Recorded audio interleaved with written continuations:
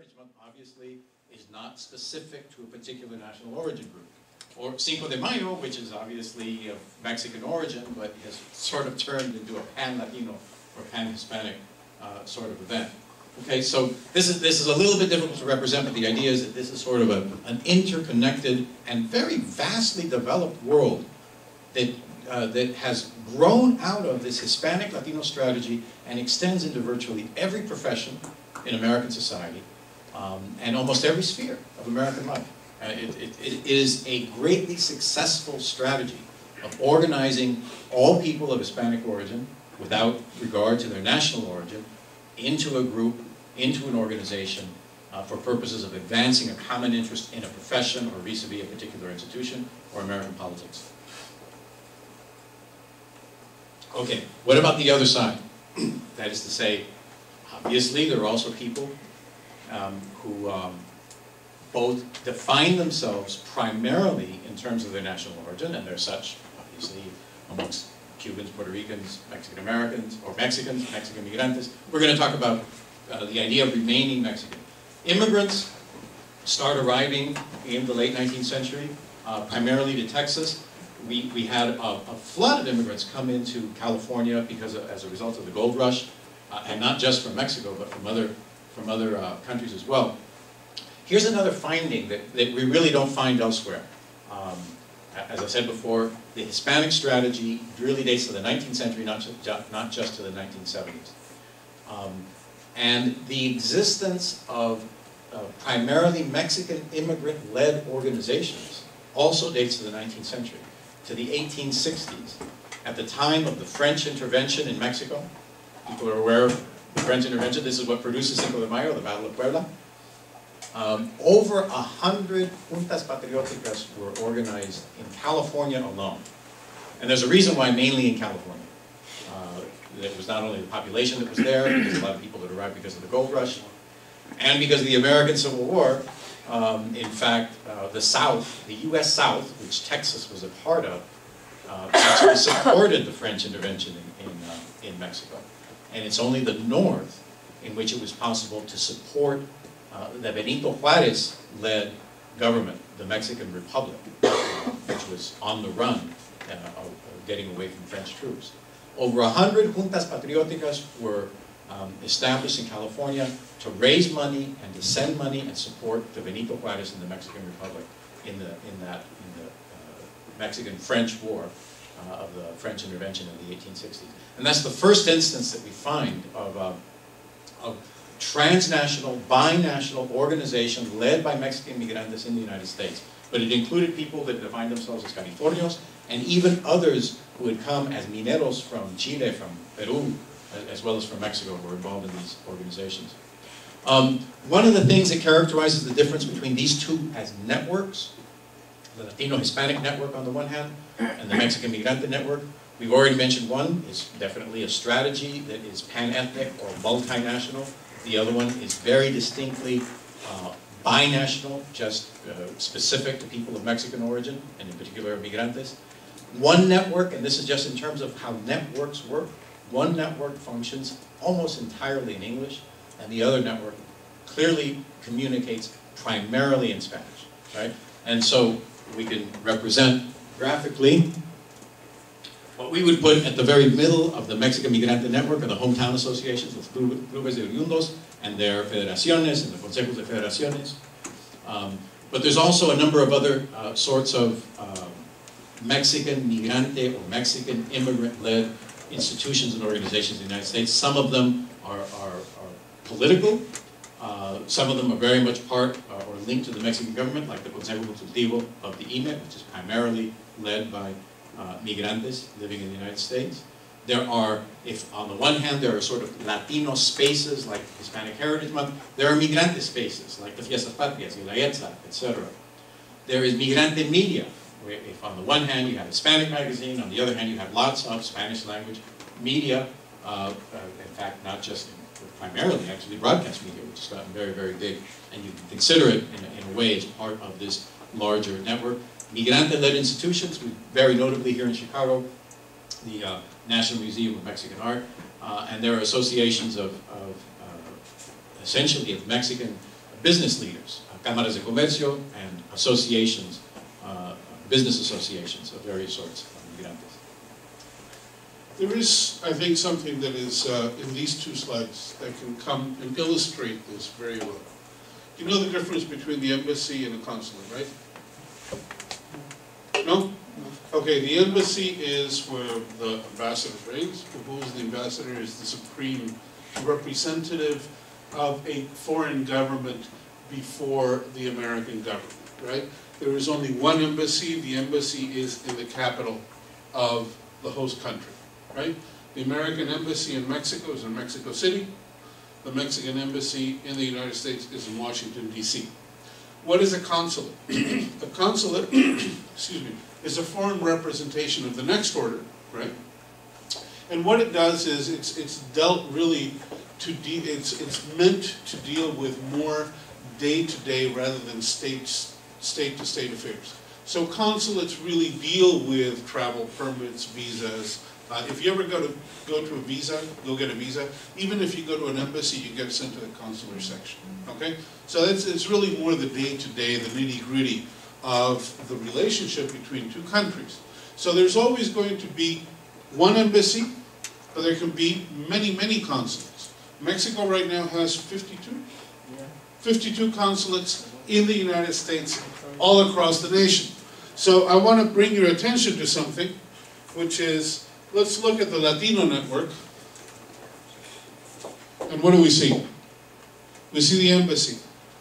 Out of the embassy, right, when the ambassador goes and talks to an organization, he doesn't go to the Casa de Migrantes. He goes to talk to MALDEF, he goes to talk to NCLR, he does the annual organization, LULA, right? But look at what happens in the binational, in the transnational network, right? This is an important part. So even the Mexican government has a very nuanced view of who they're dealing with, right, and how they're dealing. The Mexican embassy is really dealing with citizens of another country that, yes, we may be related and we may look alike. The consulate is dealing with paisanos. Okay. Then, if we have two strategies and to a certain extent, to a significant extent, two different networks, how do they relate to each other? The first step that we take in trying to figure this out, very simple, very general, is noticing. Because at first we thought that these were just two worlds that lived independently of each other. Parallel universes. But we were very bound at first by where we were first doing our research, which was in the Southwest. And as we did more work, and especially when we came to Chicago and did focus groups here and did more historical study, we really found that there's variation in different parts of the country between this idea of two distinct strategies and two distinct networks that are parallel to each other. And part of the reason is that you have very different compositions of population in different parts of the United States between US-born Mexican Americans and Mexican-born migrantes. Right? This is an inadequate attempt to try to relate this graphically.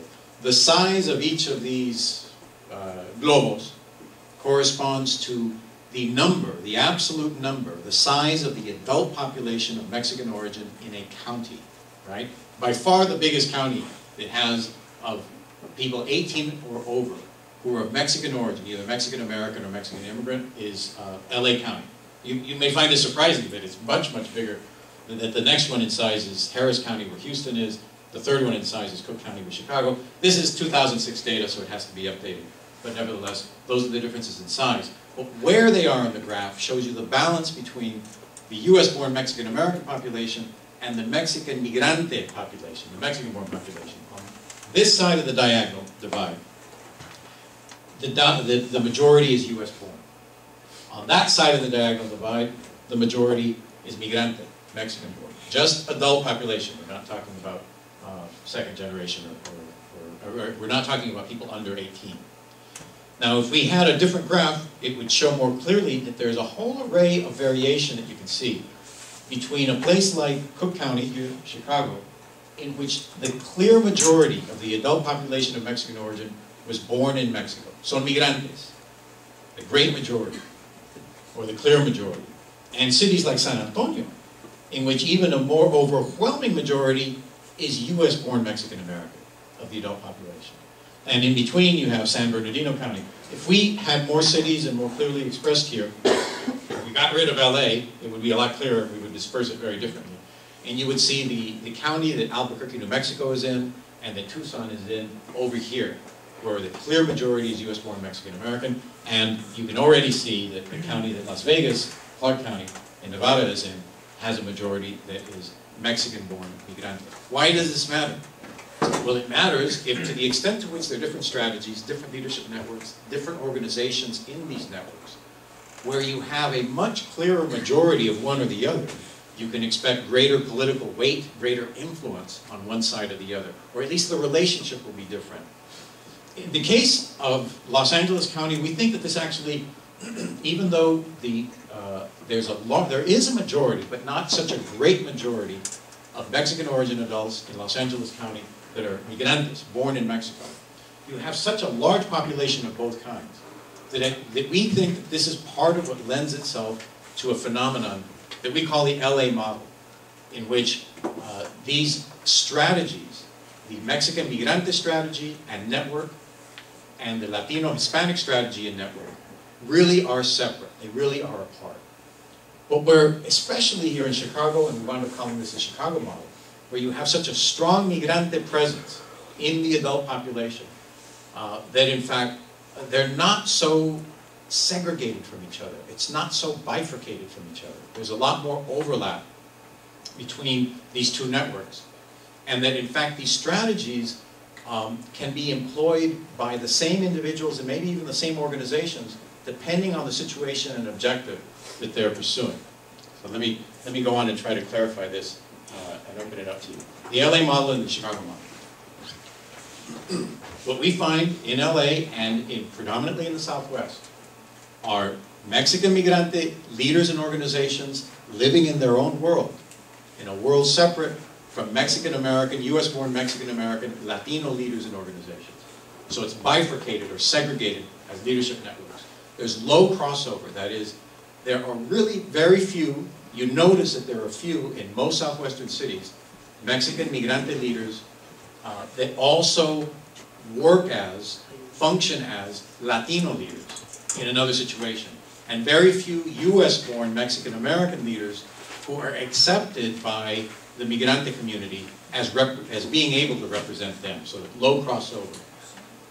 Relatively few at the upper levels of elected office in the Southwest, and in particular in LA, few Mexican-born migrante leaders get elected to significant public office. Very few. There's almost a monopoly on elected office by US-born Mexican-American leaders. And there's very few migrante-led institutions.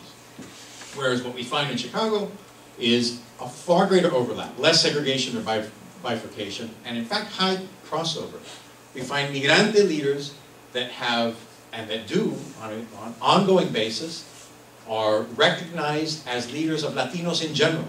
They are both migrante leaders of their own community, say the Michoacanos or the Jaliscienses, or the Defeños, but they are also accepted in another context before the city council or a different institution as Latino leaders as well. So there's crossover there. There's a notable presence here of migrante Mexican-born elected officials, far more than you have in the Southwest and in LA in particular. You have major migrante-led institutions. I mentioned the museum in particular, of which there is no parallel in Los Angeles. And then what we see happening here, as I was just mentioning, is that it seems that in Chicago, leaders here, migrante, Mexicoamericanos or migrantes mexicanos, are able to choose between these strategies as suits the occasion, as suits the objective. And besides that, maybe it should belong on the same line. There is a greater sense in Chicago of Mexicanidad, of Mexican Americans born here and Mexican migrantes all being Mexicanos, all being able to consider themselves Mexicanos. That is far less prevalent or noticeable, and to a certain